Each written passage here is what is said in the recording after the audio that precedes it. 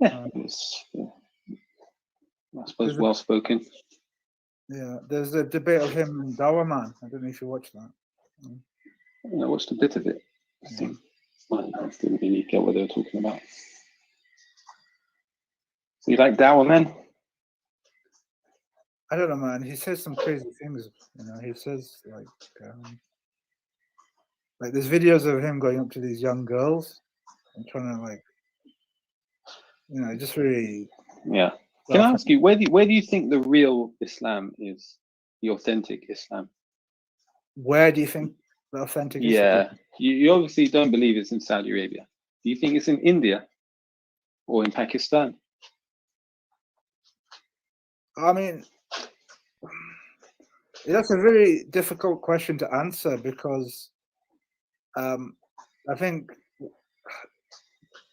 what is your definition of real Islam? Is it following the 5 pillars? No, I'm talking about the authentic Islam that was taught by the Prophet ﷺ and has been handed down generation after generation. Do you think that is in India or Pakistan? Or do you think it's in Egypt, or do you think it's in Saudi Arabia? Where is it today? Where is it practiced today? I would say that I think your question is probably where is it practiced the most? Yeah, where can you find people who are under correct Islam? It's a tough one.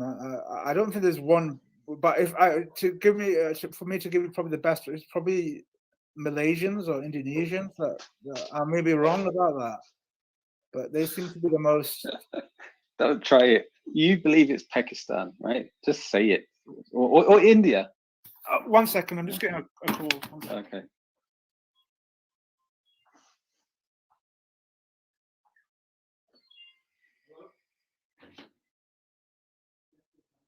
Yeah. That's why a lot of people don't like Dower Man, because he's kind of Arabized as they view him. He's not India and Pakistani first.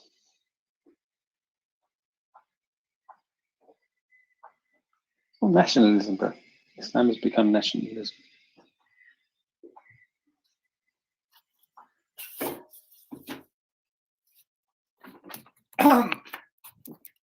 Hi. Yes, welcome back. Yes. So, why do you think I think it's Pakistan? Either Pakistan or India. I say that because you came on criticizing MBS, Saudi Arabia. Well, I've got no problem criticizing them. You can criticize whoever you like. But I know there's a strong sense of nationalism amongst the people from the Indo subcontinent. And I've heard it several times where they say that the true Islam was passed down to Abu Bakr radiallahu anhu in the cave. And it was secretly transmitted, to one person after another. And that knowledge, that secret knowledge, eventually found its way to Pakistan, to India, right? India, which is now, and probably now in Pakistan. And what's practiced in Saudi Arabia is a fake Islam. It's not correct. This Wahhabism or whatever, right? So, is that something you've never been taught? I mean, I've sort of heard those things, but I mean, I think this is the problem what people have with Salafis, that this is putting up these divisions like this. I mean, a Muslim, as long as you follow the basic tenets of Islam, you pray, you look out for your fellow Muslims. I mean, that's sort of good enough for me. I mean, what's this? This whole point of making divisions like that. It's Muslims need to be united. We've got a lot of challenges out there. Well, this is a teaching that is predominantly from the Indo type of continent. It's them who are saying that they have the original Islam, not the Salafis. I mean, do you think it's acceptable that Saudi banned Tablighi Jamaat, which is a peaceful movement? These people who are just trying to peacefully show a side of spiritual Islam. You really think that's what was the point of that? These guys aren't terrorists. I mean, that was pretty bad, don't you agree? They're just peaceful Muslims. What happened with Tablighi Jamaat? So you know who Tablighi Jamaat are, man? Come on, you must know. They're a worldwide dawah organization. They don't believe in violence. They preach to other Muslims. You know, what they've been there for decades. They've been present in decades, and I think Saudi regime was a bit jealous of because they've got tens of millions of followers, and I think that's the reason why they were banned, in my opinion. Where were they banned? When were they banned? Recently, just last month or so, they've been banned. Banned where?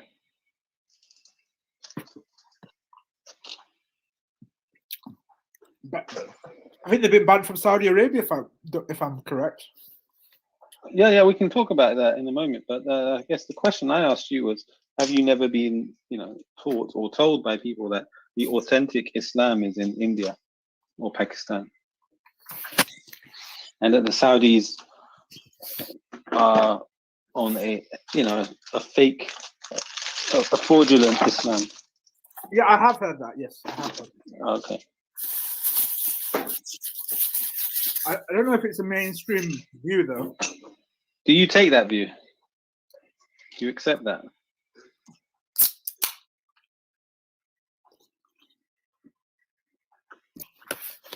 I think there's a problem with Saudis that they think they follow they're the same race as the Prophet, that they have exclusivity to Islam. They have to be the head. I don't think that's right. You think the Turkish are on the correct Islam? I mean, look, I don't think it's fair to have an argument which country is the best. Because that's always going to change. In some countries, maybe for a little bit of the time, their people are better Muslims than other countries. Yeah. But that's always going to change. Human beings change. Government leaders change. Yeah. I don't think there's, like, for example, I'm sure maybe one day Saudi Arabia will have a better leader, and it'll be their country that will follow Islam in the proper way compared to what they're doing now. What do you see as the solution to the problem Islam's facing in the world today? How do you see a way forward?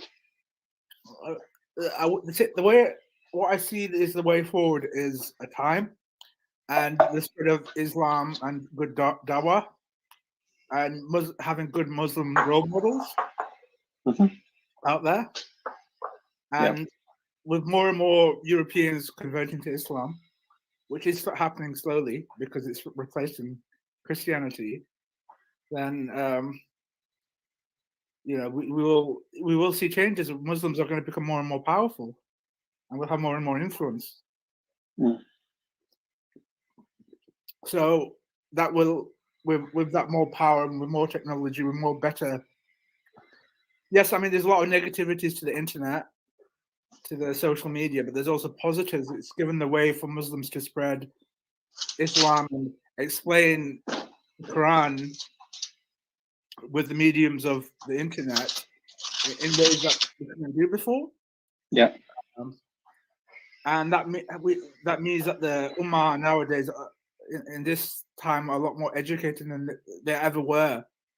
I mean, as I said, 30 years ago, it's been a revolution.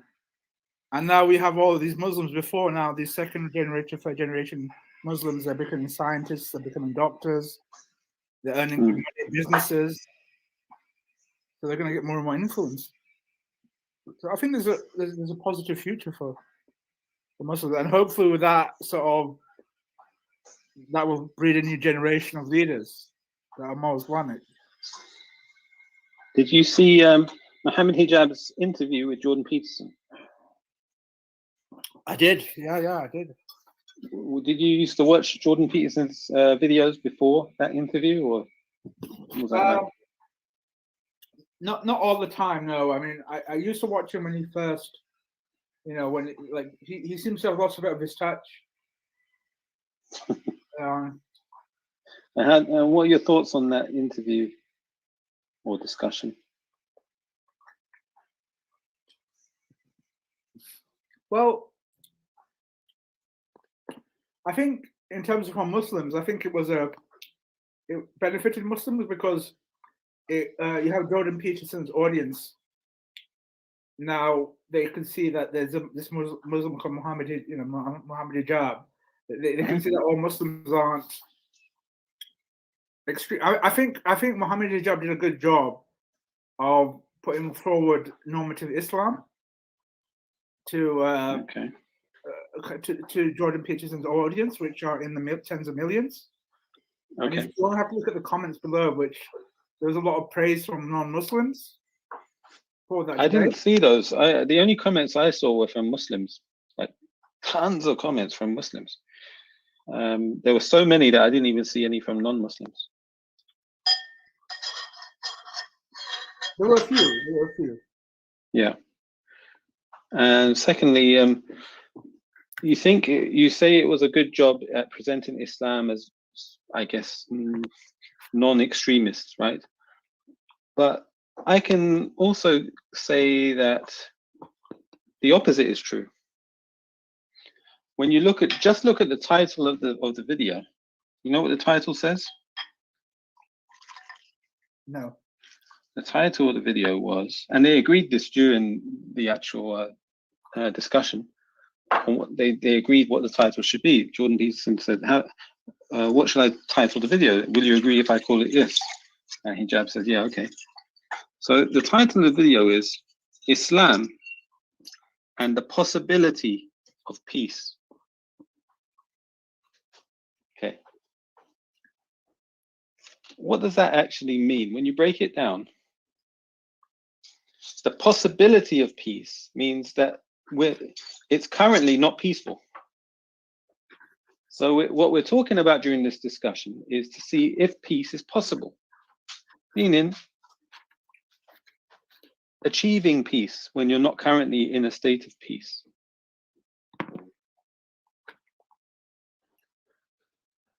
And what do you think? Do you think they achieved peace? Do you think? No, in other words, the title assumes that Islam is violent. It's not peaceful, right? By saying, is peace possible? Well, how is it? If you want, first of all, is Islam violent? No. Is Islam at war? And if so, because you go from war to peace, right? You say, is peace possible in Yemen, for example? The question is Islam at war? And if so, who has declared this war? Is peace possible? Well, who is it that will declare peace if you're in a state of war? So the whole title is BS. The whole premise is complete falsehood. There is no state of war for Islam. Who has Islam declared war on? So my understanding was Jordan Peterson, his knowledge of Islam was quite poor because he made that whole warlord comment about our prophet. Okay. And that's why he was, because he said his knowledge of it is poor. That doesn't mean that's actually true. He knows a lot more about Islam than most people, I'm sure. Right, well, but not as much as hijab.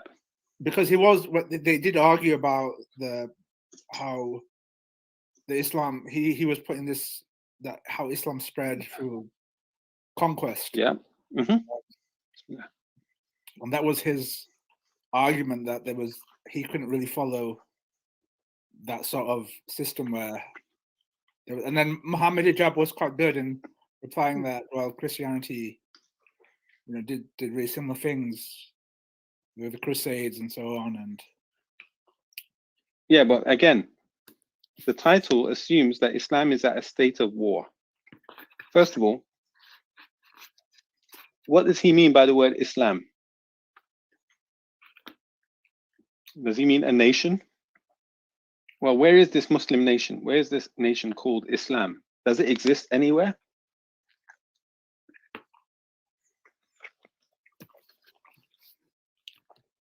Is he talking about the Ummah as a whole? Is he not? Okay. So, who represents the Ummah? Who has declared war on behalf of the Ummah? We don't have a caliph, though. Exactly. No. So the whole title is a misrepresentation. It's as though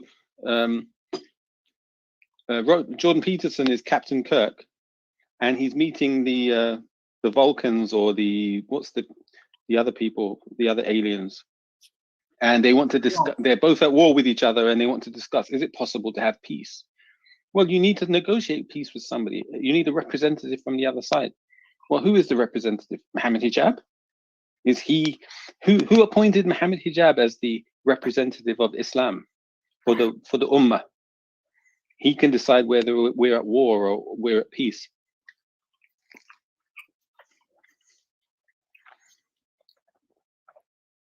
Then who should? Are you saying then these sort of? But I think I understand what you're saying. But then, how are we going to have? Don't you think there was any utility to that debate? Like it didn't. Like the benefit was that a lot of Jordan Peterson's audience who are alt-right, who like have fear of Islam, they could see they were exposed to a Muslim who argued quite well for the cause of Islam, don't you think? I mean, what were your thoughts? I would say the discussion was useful for anybody who might be sincere. Okay, that's fine. But again, how many of his audience do you think are going to sit and watch the whole 3-hour conversation? I doubt many. Okay, especially people who have preconceived views. I think the problem I have with the video is the title. So most people who are going to get the notification of the video, they're going to see the title, and their assumption is that, oh, Islam and Christianity are at war. Okay, that's their assumption based on the title. And what the discussion is about is it possible to have peace? Okay, how can we achieve peace? The problem is, Islam has not declared any war on anybody. In fact, there is no nation called Islam. There is no representative for Islam. There isn't. All we have is individual countries, all looking out for their own personal interest. And what hijab has been put into there is a position of representing a nation called Islam. It's quite interesting. I haven't thought about it that way with the title. When you look at the Uyghur protests, I don't know if you saw that, where Brother Hijab took off his t-shirt. Yeah, I did. How it was all in that protest. He done the same thing. The Jewish Chronicle. There's a newspaper online, the Jewish Chronicle, and I think was it on the Daily Mail as well. Like they're trying to make him out to be an extremist or something like that. With Well, here's the thing, right? It's the one where he strips his shirt off, right? You're talking about that? Yeah. In that speech, he said to the Chinese embassy, directly to them, he said, there's my message to the Chinese government. If you declare war on the Uyghur people, you've declared war on the Muslims or on Islam, one of the two. Yeah? So China can take that as a real threat. They can look at any Muslim in the world as, well, Islam has declared war on us. They can send a hit squad and kill your family because Islam has declared war on them. Yeah, but who gave him that right to declare war on China? But look, reactionary. I got to take you to task on this. I mean, yeah, like the Uyghur Muslims are being, you've seen the videos. They've been totally ethnically cleansed, and many Muslim countries are even like keeping quiet at best, or even worse, they're dealing with China. They're not even offering any criticism for what they're doing. And there are, I'm not an expert on hadith, but I'm sure that my understanding from my memory, there are many hadith which makes it even, and I think there's even top mention in the Quran that when the Ummah is under attack, when fellow Muslims are being, and if you've seen some of the videos, like these Uyghur women, Muslim women, are being like forced to sleep with Chinese men, with kuffar. This is unacceptable. This is not. It's our responsibility, and this is what Muslims like Muhammad Hijab, Smile to Jannah, Ali Dawa, you can see the pain it causes them, and it should cause you that same pain to see our fellow Muslims being oppressed, being sent in concentration camps. Fine. Let's say I agree with you. Does that give any of us the right to declare war on China? But does it give?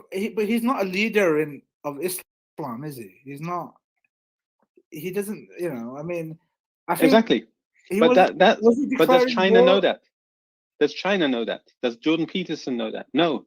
They think Islam is a real nation, right? They think all these Muslim countries are one united body.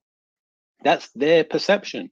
The reality, as we know it, there is no Muslim nation anymore. It's finished. Inshallah, it will come back. I mean, the virtual nation, the Ummah still exists, but sadly, it's virtual. It's not physical.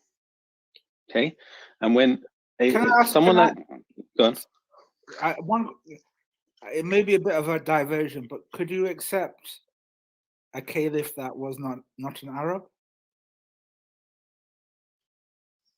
Like Erdogan, for example. Well, okay, maybe for example, if but not.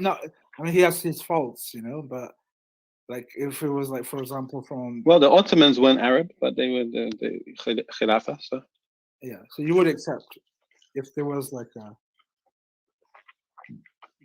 because if the Ummah unites behind someone, I have no problem.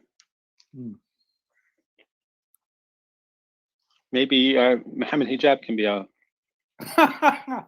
you don't or Ali Dawa. No, come on. Why not Ali Dawa?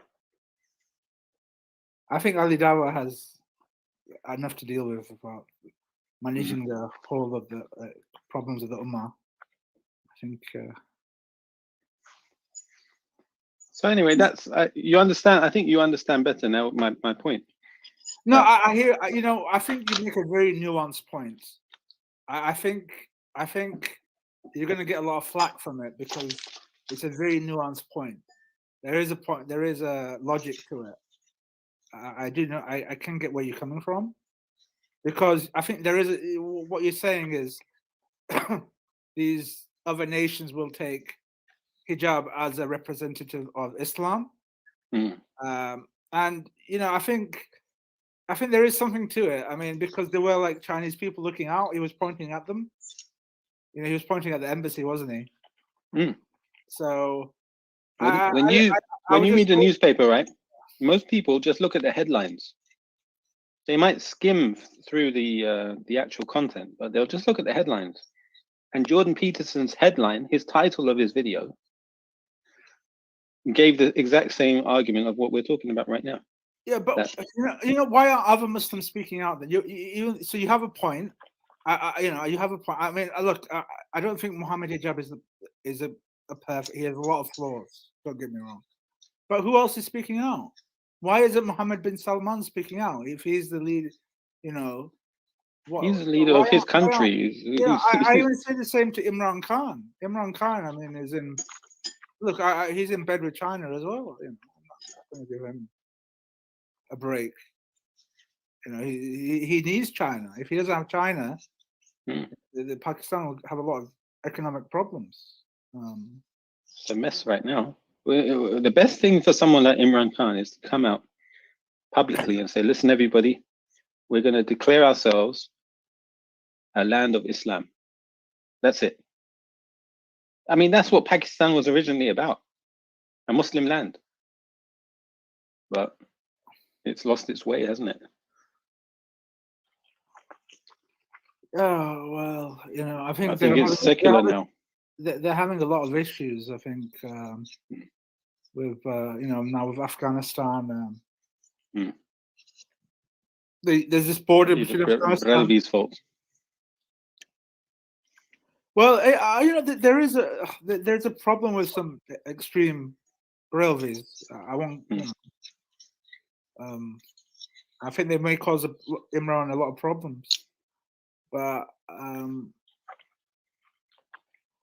you know, I don't know how. You know, you see, like people like. Don't get me wrong. As I say, I have criticism for Ali. You know, they're not perfect people. But it seems like a lot of Muslims in the UK and abroad, it seems only people like them are actually doing anything for the Ummah. Like in terms of the people who are suffering.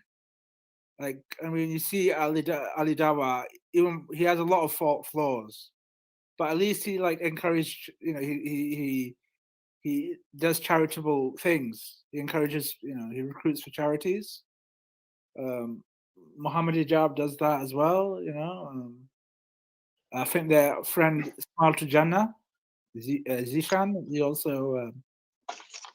Yeah, I agree. Look, I agree. Who else? Like, I think the United Kingdom Muslims online are possibly the most active and influential, and there's so many different types of channels and dawah people, etc. But yeah, I mean that is a good thing. Yeah. So what is this? But again, what's good about it? Where's the action? Where's the change? If you go to any mosque in the UK, the same issues that existed 30 years ago, or 40 years ago, or 50 years ago, if they were mosques back then, they the exact same issues today. Same politics, same sectarianism, the same nationalism. You know, you've got a Bengali mosque, a Pakistani mosque, an Egyptian mosque. Why isn't there just a mosque? You know, a mosque, a Muslim mosque. Yeah. You won't get any argument from me about that. That is a problem. That is a problem. How is a minority meant to feel? Or a convert? You know, where do they fit in then? If that's how Islam is. Yeah, I have heard stories. You know, like Muslims from other minority groups, they're not feeling comfortable in these like you know, these exclusive mosques. You know, it's not good. It's a really bad thing, and it should be stamped out really. But the only way you can do it, I don't, you know, I think it takes a step at a time. I mean, we really need to have more. I mean, I wish Shamsi was out there more, to be honest. Like his message was, he does a lot of good work, but Salafi should be like doing the same stuff as, you know, Muhammad Hijab, Ali Dawa. They should be putting themselves out there, spreading the message of the Salaf to I don't know if I agree that Shamsi is a Salafi. You don't? Oh, okay. Okay, that's quite surprising. Okay. What? Well, why not? Why? Because he belongs to a hizb, a group. Okay. You know, we have extremist groups in Islam. We have extremist takfiris. We have extremist, like the Barelvis, they're extreme in their love of the Prophet ﷺ, where they make him like a god, pretty much. You know, they've taken him beyond bounds. And we have, sorry, what was I saying? Yeah, we have takfiris. We have people who do bid'ah of people, tabdiya, and that's fine. That's part of Islam, perhaps. But this group who have no knowledge, they declare people as innovators. Okay, and they go to extremes with that. So again, they're a sect. Then they call to their sect. If you're not part of their sect, then it's almost like you're not a Muslim. Yeah, isn't there a hadith that there will be like, what, 99 sects or something? And one of those 73. Oh, sorry, 73, and 72 will go to hell or something like that. Is that right? Or 73 will go? I don't know. Like, all of them in the hellfire except for one. Okay. And that is the one that is on the way of the Prophet Muhammad sallallahu alaihi wasallam and his companions. Is that a Sahih? Is that a Sahih hadith? Yeah, I believe so. I can't remember if it's hadith or Sahih or Hasan, but it's authentic anyway. It's quite a scary thought, you know. Just like, well, you can see all of these different types online. You know how many different types of people there are online who call themselves Muslims? You see them at Speaker's Corner too, right? You get these Quranists, the Quran only Muslims who reject hadith and they reject the Sunnah. yeah, that's quite. You've got the Shia, the Rafidah, the people who curse the companions of the Prophet sallallahu alaihi wasallam. And they go to extremes with regard to the love of Ali and the household of the Prophet sallallahu alaihi wasallam. Some of them even Umar and Radiallahu anhu. And then you've got other types, Sufis, and then you've got Brelvis, and you've got Diobandis, you got this, you got everything, man. Like so many different types. Simply stick to the Sunnah, the way of the Salaf. That's it. Very easy. And don't go to extremes. Yeah.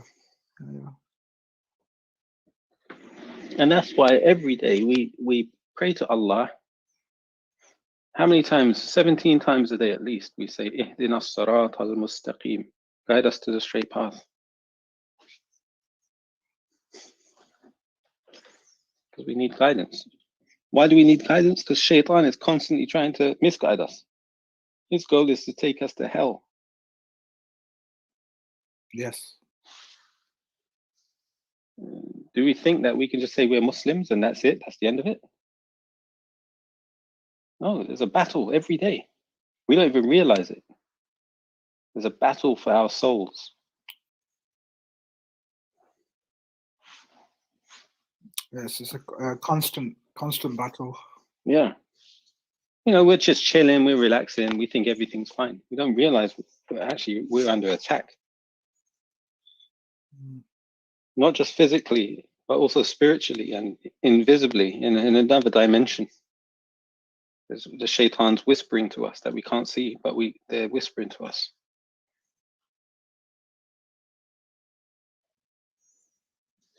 Claire, was your discussion with Ali Dawah published? Is it on YouTube?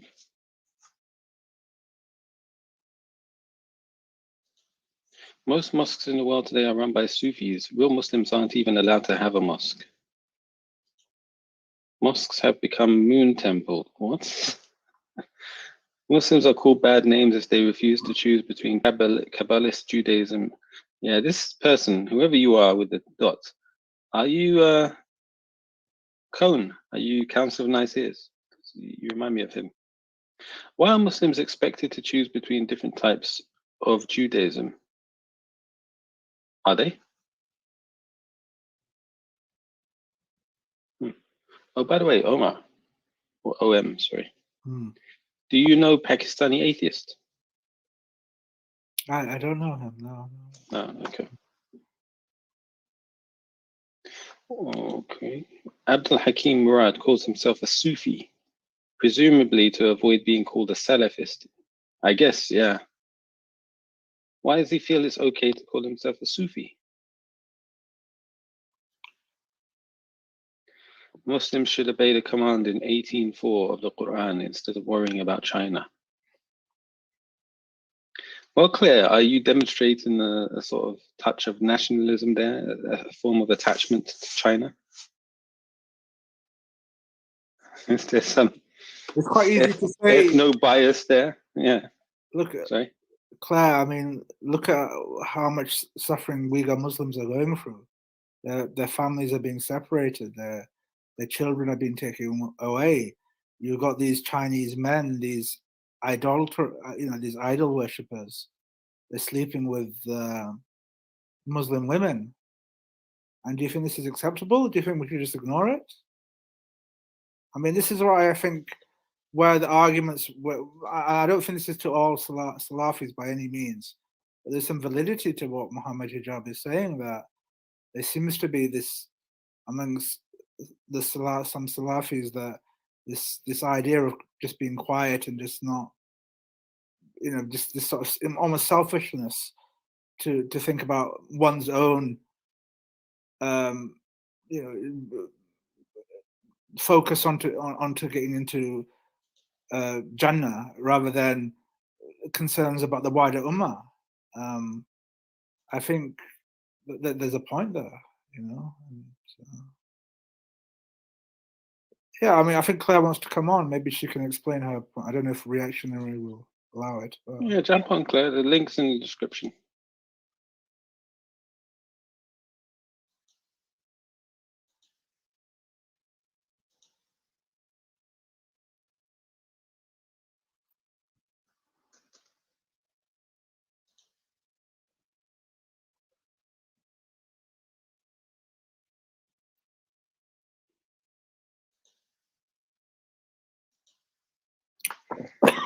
Okay.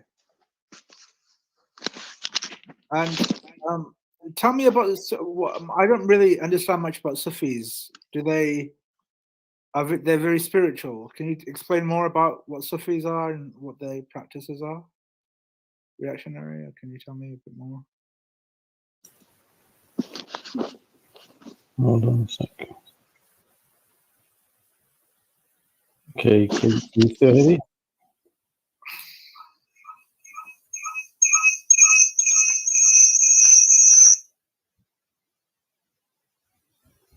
Yeah, look.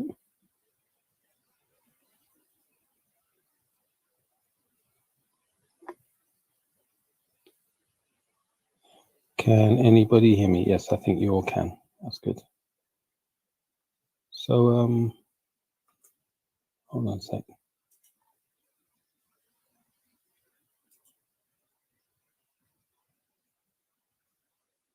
ويكون أنا الواحد من الناس مستكترة فيها الضحكة بجد يعني.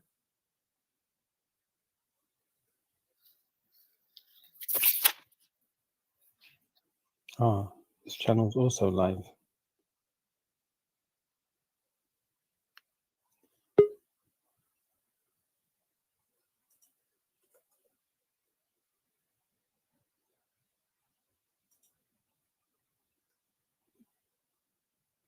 Hello. Hello.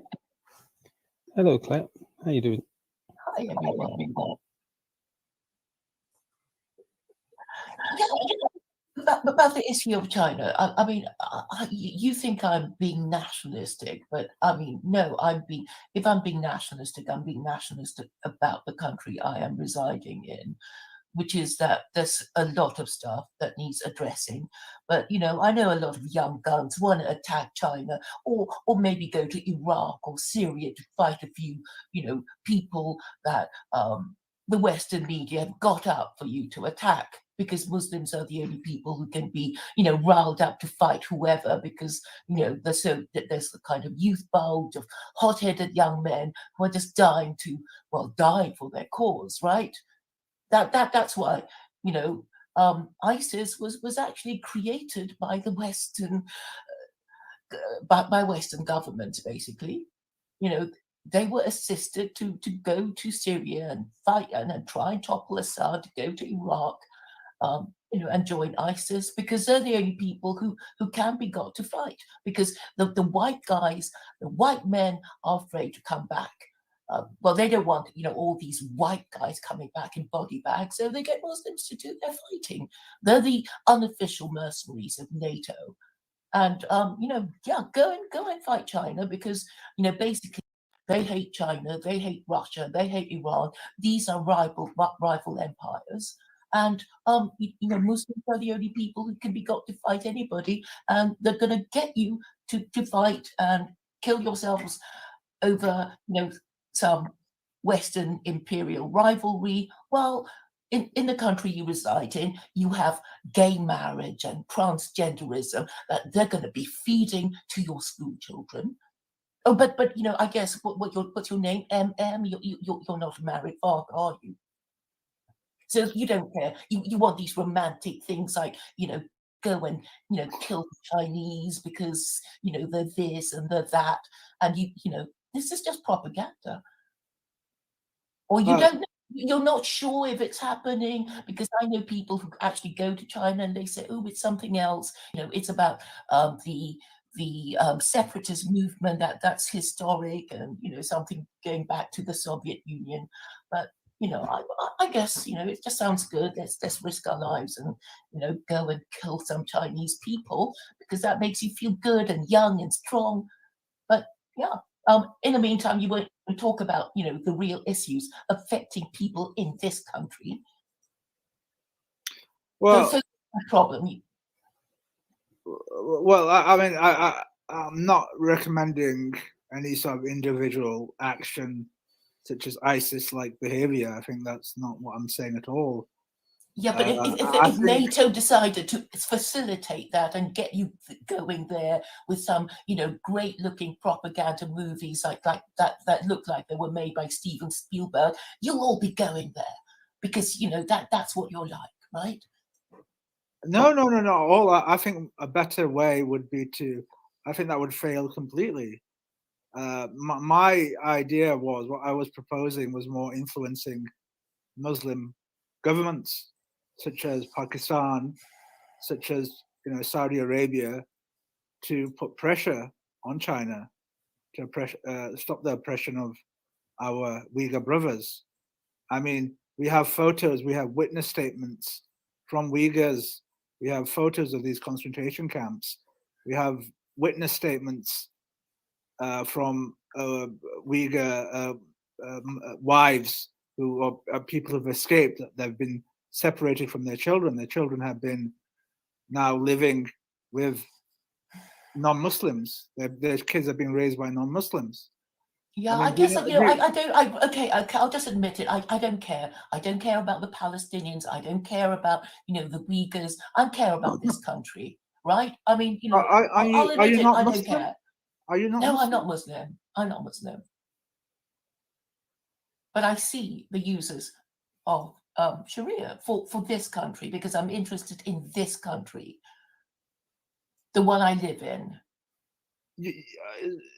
Sorry, I apologize for being confused. I mean, you're interested in this country and you're interested in the uses of Sharia for the UK, but you're not Muslim. Yeah. Okay, well, that's really interesting. What attracts you to the uses of Sharia as a non-Muslim for the UK? How does that work? I'm just trying to understand your mindset. Where does that? I don't know if you've noticed this, but in the West, there is no moral system. It's like they don't have a moral system. They don't believe in Christianity. The only people who pretend to be Christians are just using their Christianity to cloak their anti-Semitism and Islamophobia. And this is what they do at Speaker's Corner. These Christians, do they really believe that Jesus is God? I don't think so. It just makes their anti-Semitism and Islamophobia respectable. But really, technically, Jews actually say that Christians are idolaters. The Orthodox Jews say, well, we can't even go into a church because there are places of abomination where idolatry is practiced. So the Orthodox Jews won't even go into a church, and they certainly won't go into a Reformed synagogue.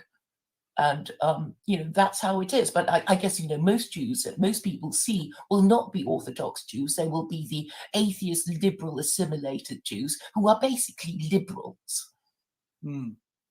So, but that is a reality, So this is what Jews really think of Christians, that they are idolaters and blasphemers, and basically under the Christian, according to the Christian narrative, Jesus was convicted of blasphemy when he said his papa was God. So these people have been worshipping a deceased Jew as a co-equal of Allah for 2,000 years.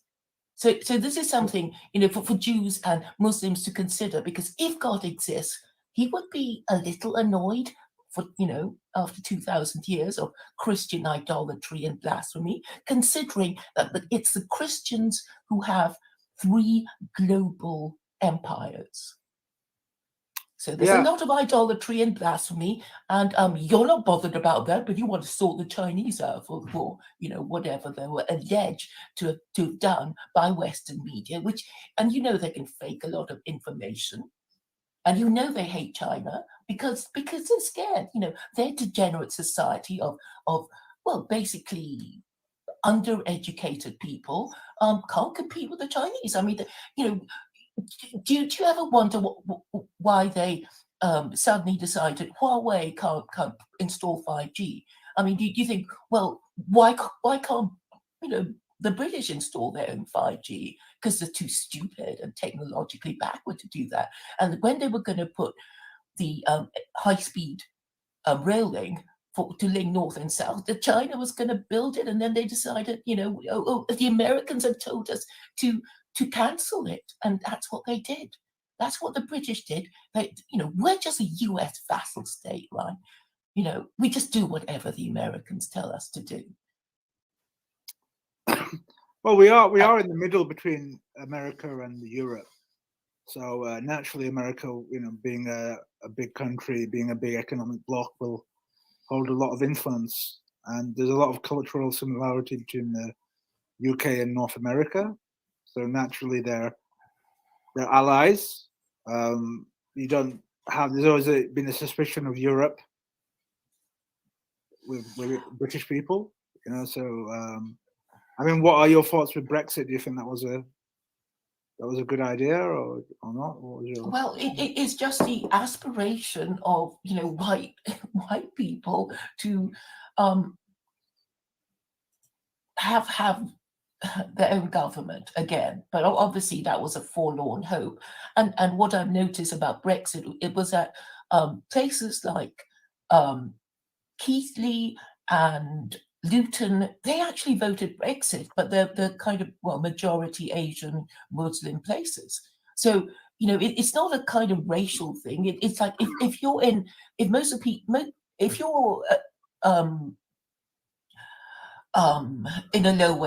working in a low wage economy, then you would find immigration as helping to lower your wages. So I know a lot of Muslims were conflicted about we want. Well, I mean, they didn't know how to vote really, and most people didn't really, except the people who thought voting Brexit would cure their country of immigration. But but America isn't in the EU and it still suffers from immigration, and I think the problem is a low birth rate. So they don't have a labor force to do all the work, and that's why they import labor. So so you believe in the return for more traditional roles for women?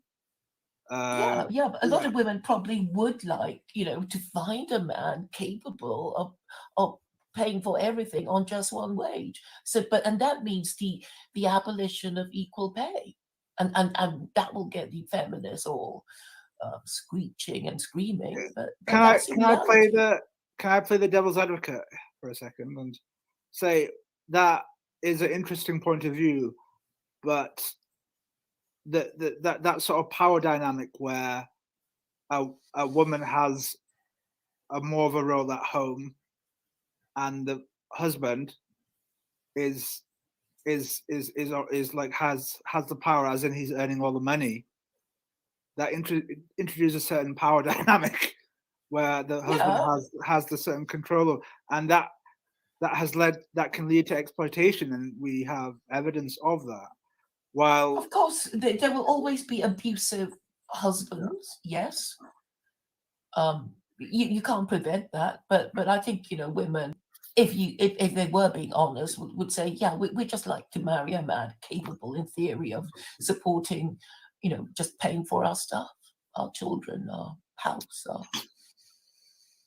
I don't know. I mean, nowadays, you're seeing all sorts, aren't you? I mean, with education and the sort of modern world where, we to earn, to survive nowadays, to get the conveniences of life, you have to have both partners working. And, with Muslims nowadays, you're seeing, I don't know what you think about this, reactionary, but nowadays Muslims are looking for they want their partners to be working and earning money, and they're not so much looking for partners who are very traditional.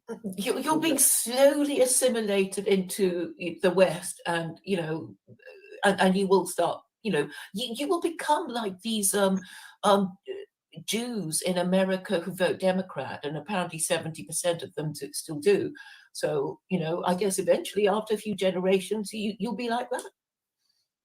What do you think? What do you think, reactionary? Are you listening, right? Yeah, I'm listening. What do I think of what in particular? Yeah,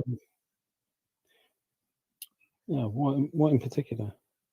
Well, about what Claire is saying about, I suppose, returning to traditional gender roles. I suppose that is Islamic. Those are Islamic values, right? Yeah. It is. I think, yeah, that's true. Yeah. But I think also for a modern, is that as a Muslim, is that a step that will lead to Islam, or is Islam the step that will lead to those? Is that like a fruit of the Islamic tree? Well, yeah, it's like sort of the chicken or the egg. I suppose it's once you accept Islam as a woman, then if you're following the faith properly, then there's certain things that you need to accept, like the husband being the guarantor of security for the wife and the guardian of the wife. Isn't that right? And the sort of provider and protector. Yeah, right. But then you see that depends on, you see, that's in a perfect system. This is the thing I have, is like the men can be fatally flawed, men and women. So can women. And they can be flawed in a way that they don't even realize it. And that's the thing with these sort of. All like that. No, listen. I mean, when you have a dynamic where the man has or the woman has all the power, it's just easy for that to be exploited in a way that you don't even realize it. And they can be horrible things. Like, for example, of course, but there are such things as the police and the courts, right? And maybe you have friends and family, prepared to step in if you're being too exploited. Yeah, but then you can have a situation where, for example, the man's family, if the woman is living with the man's family, then she can't really get away from that. And then if the man has all the money and then he's also being abusive, then the woman can't really walk away. She can't get away from it. So I agree, in a perfect society where you do have, good Sharia system, and you have those sort of courts available, and the woman can, then that there's an avenue for her to make a case, and then Well, in theory, there is. She can call the cops. And if she chooses not to, I mean, really, that's kind of her problem. Because in theory, whatever our complaint, we could, in theory, report it to the police if it's actually illegal, right? Yeah, but that's what's that? How's that different to what we're doing? If there's a problem, so that we're showing that system isn't perfect, is it? There's still flaws. But that's why we have laws, because if we were all morally perfect, we wouldn't need the law to stop us from hurting each other, right? So what we have now is a situation, we do have laws, but people don't respect it. You know, we sort of know that the politicians, you know, the rich people don't really also, and we also know that, you know, for example, you know, a lot of people, you know, wear their mask, you know, at their own discretion, and it's only for show. So this is a kind of corrupting culture. People thinking, well, you know, as long as I get away with it, and so if we're going to be, you know, constrained by law, we might as well follow the law that is supposed to be from the best available guide to humanity. And what I found when I've been talking to Islamophobes is that they can't think of a better guide than the Quran, even though they hate and fear it so much.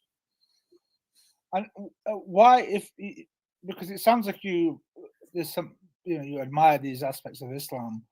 How come you're not, if you don't mind me asking, how come you haven't become Muslim yourself?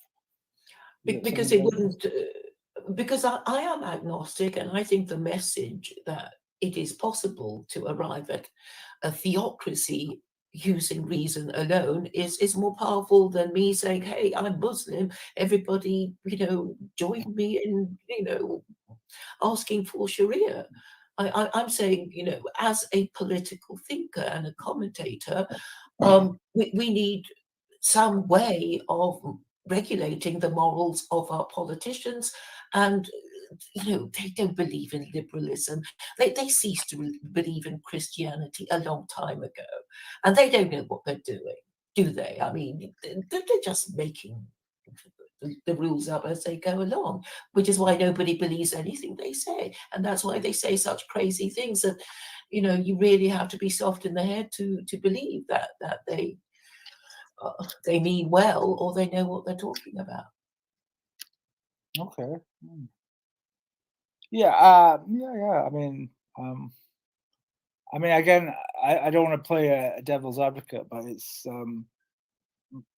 I suppose there are a lot of issues nowadays that are becoming very complicated, such as the whole transgender debate, and you know, the West is actually going mad. I mean, I'm really glad you mentioned that, you know, the transgenderism, because, you know, it's all about, you know, we need to know who we are. And when we know who we are, we know what we're supposed to do. But if we don't even know whether we're male or female, or we think we can just be happier if we, you know, sterilize ourselves to become a member of the opposite sex, and the government is encouraging it, you know, it just sort of astounds me that there are Muslims here who think, oh, but the Uyghurs in China, what have we got to do about them? I think the problem is here. You know, people are slowly going mad, aren't they? If they don't know who the hell they are or what they're supposed to be doing. Yeah. I think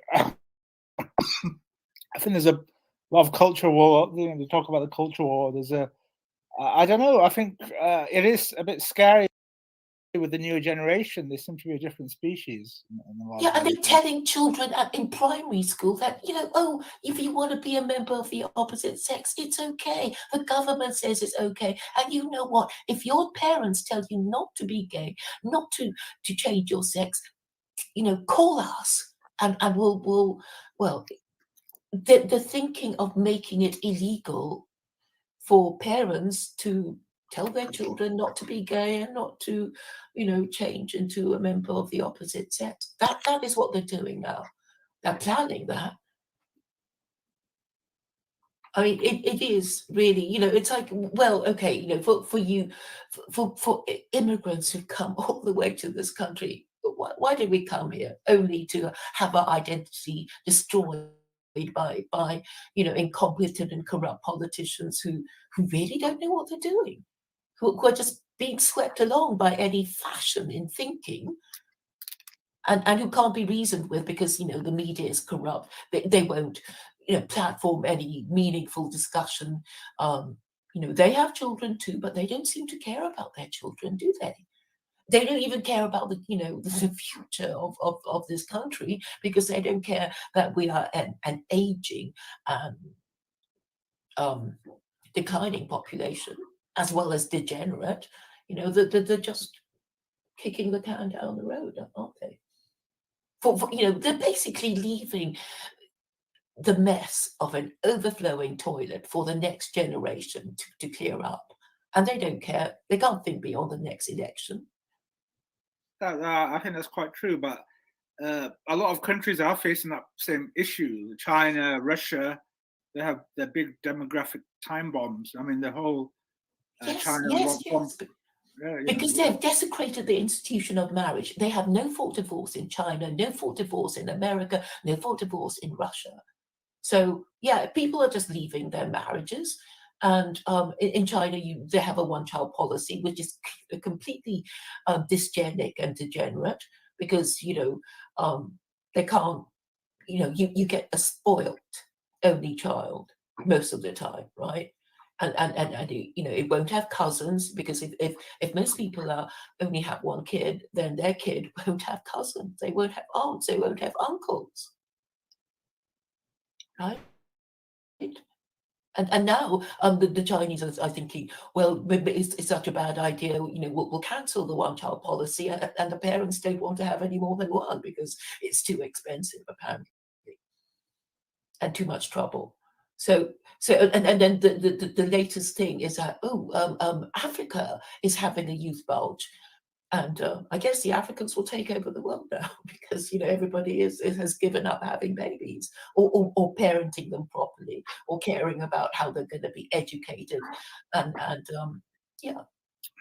Well, I think it's quite fascinating that we have an agnostic who feels that we have to follow the Sharia law to have a Sharia sort of system in place for us to fix the issues in this country. I think there's quite a lot of strength to that argument, of course. Thank you. Yes, I think in the sense that having those sort of objective, some sort of fixed moral valued system would push people into fixing these big issues, big time bombs. Yeah, because I think it's necessary to have a kind of authority above humanity, just to say, look, these are eternal and universal laws. You've all got to follow it if you want to live in a civilized society, that kind of thing. And talking about China, I mean, I know they had this idea called mandate of heaven. The mandate of heaven, every emperor starts off with a mandate of heaven, but if they misgovern their empire, it will be withdrawn, and it's being withdrawn if there is famine, pestilence, natural disaster, invasion, and revolution. So, and then whoever takes over will be presumed to have the mandate of heaven, which is, I think, a kind of, a nod to the Abrahamic God, because, it's the only way to sort of frighten the most powerful, person around, right? I mean, I guess in China, that's what they thought the emperor was, the most powerful person, in the Middle Kingdom or whatever. So in order to regulate his morals, they created this idea of the mandate of heaven, which is kind of like God, isn't it? Yes. Thank you for conceding that. And I know that in China, right now they have this sort of crazy idea called the three supremes. And you think three supremes, you can't have three supremes, it can be the three equals, but that is what they call their how China is supposed to be run. So one of them is the constitution, the other is the people, and then the third is the party. And then, and this Chinese political thinker says, we're going to call it the three supremes. So we're going to say that the constitution is just as important, the people are just as important, and the party is just as important. But of course, in practically, it's a party that will be most important, right? That's how it will work out in practice. And I know they do it because China is officially atheist. So they can't sort of say, oh, God above them is, so they can't even go back to the idea of mandate of heaven. which is, I think, one of the reasons that made China, more civilized than, Japan, because Japan just basically said that their emperor was divine, and it's a bit dangerous when you tell such, outrageous lies. So I guess China was one. It had a few good ideas that kind of kept it going for a bit until they decided to take up Marxism. Look, Claire, this has been an interesting discussion. I have to go to sleep now. I've got to get up. Right, I guess so should I. I'm sorry I went on a bit. No. It was a pleasure talking to you. Yeah, I hope I didn't come off too. No, it was good. It was really. I learned a lot, and I wish to talk more again at some point. Thank you, Reactionary. It was nice talking to you. Yeah, thanks. No worries. Sleep. Thanks. Bye. You're welcome.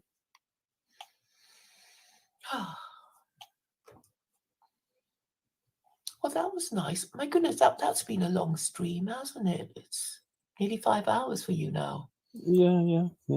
How you been, Claire? I've been fine. I guess I've actually had quite a long day because I went to Speaker's Corner, and but yeah, I'm still feel reasonably energetic. But yes, I've been very well, thank you. How about you? Yeah, good, thanks. So just yeah, nothing new really. Just I'm good. I went live, went through some of the news, reviewed a couple of videos. One of them was today. Shamsi was having a debate with a Christian. And how did that go? I thought it was good. Shamsi, the Christian as usual is coming with the arguments about the age of marriage and the age of consent. I mean, you'd think he's there to spread Christianity. Instead, he's there to attack the Prophet Muhammad. But Shamsi dealt with him, I thought. Good. Conclusively. Yeah, I mean, one of the things I did at Speaker's Corner was just sort of tell the Muslims, like, this is how you get to the Christians. You ask them how Christianity is, how it isn't idolatry and blasphemy. And then they'll predictably say, Christianity is not idolatry and blasphemy if Jesus is God. And then you ask them a killer question, how is Jesus God? And they won't be able to answer. Yeah. And that's it. You walk away, it doesn't matter what they say anymore. And the thing is, Ali Dawa and I were agreeing that it's like they don't even believe in it. These Christians, they don't believe in it. They're just using it to annoy Jews and Muslims, basically. Yeah. So how was your discussion with Hello, Ali Dawa? Reactionary. Hello, Waiso, how you doing? Well, yourself? Yeah, good, not bad. Hello, Claire. Hello. I put in the back chat. Did you see the link? Not yet. I'll check it out in a moment. Okay. Simple. What's the link for Waiso?